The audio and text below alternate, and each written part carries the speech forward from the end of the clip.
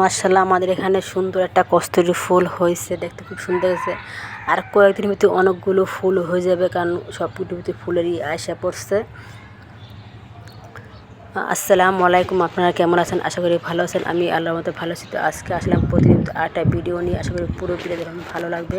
তো একটু বাইরে আসলাম, কারণ কিছু শাক লাগাইছিলাম, তো শাকগুলো পানি হয়ে আর কি নষ্ট হয়ে যেতেছে।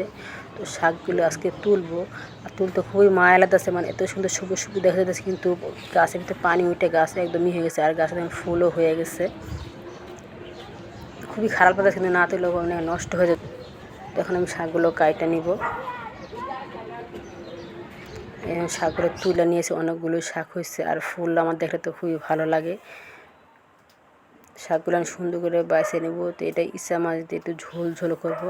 আর এই মিষ্টি কুমড়ার শাকটা কিন্তু ইসা মাছ দিয়ে ঝোল ঝোল করতে কিন্তু খুবই ভালো লাগে। তো আজকে গাছের জিনিস দিয়ে রান্না বান্না করবো। তো গাছে অনেকগুলো পেঁপেও পাকছে, তো সেগুলোও পারবো, আর একটা কাঁচা পেঁপে পারবো রান্না করার জন্য। তো আপনার সাথে থাকুন।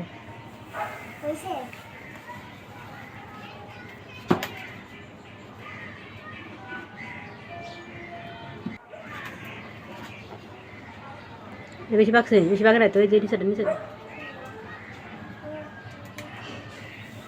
এই দেখুন, এখানে 4টা পেঁপে পারছি পাকা, আর 5টা পারছিলাম, একটা পইরাই হয়েছে, আর পাখি এরকম টুকরা টুকরে থুয়ে দেয়। তো এই কারণে পায়রা নিতে হয় বেশি পাকার আগেই। আর দেখুন, যে মুস্কান একটা পাখি নিয়ে বসে আছে। তো ওর খালা আসছে, বলতেছে যে পাখি একটা মুস্কান নিয়ে ছাড়বো, তো মুস্কানকে নিয়ে ছাড়বে পাখিটা।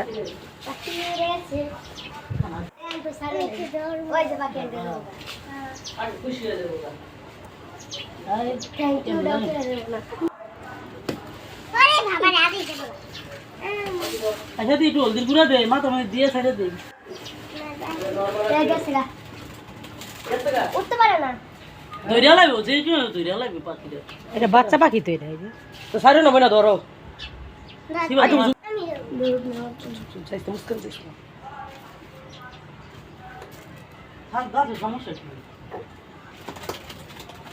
নিয়ে এলাবো মাইসে খুঁজতে সারা দরকার কি জানি। পাখিটার শ্বাস ছিল, আবার ধরে নিয়েছি, কারণ পাখিটা কিন্তু উঠতে পারে না।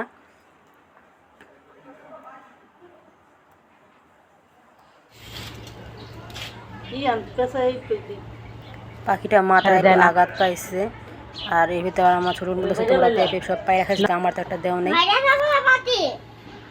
লাখ পাবা না। আবার একটা পেঁপে পাকা ছিল, তো বলতেছে এটাই আমি পারবো, তো ওইটাও মুস্কানকে নিয়ে পারতেছে। লাখ তো পাই, কিন্তু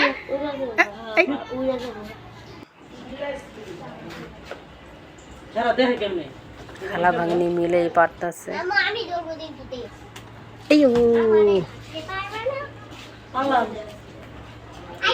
এই যে দেখুন বাহিরে কিন্তু রাত্রে কিন্তু আজকে চাঁদ রাত অনেক সুন্দর দেখতে। তো আমার আজকে ভিডিওটা এই পর্যন্ত ছিল। আল্লাহ হাফেজ।